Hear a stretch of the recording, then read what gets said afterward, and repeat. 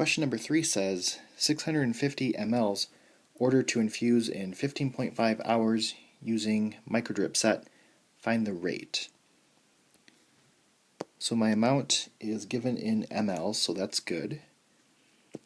The 15.5 hours, I need to convert that to minutes.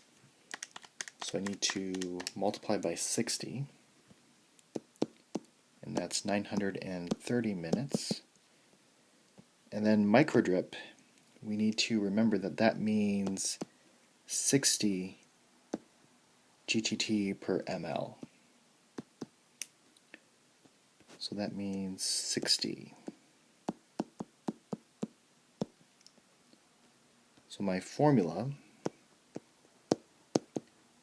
is 650 times 60 divided by 930.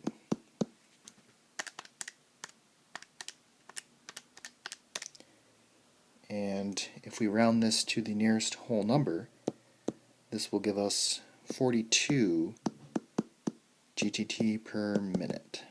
So 42 drops per minute.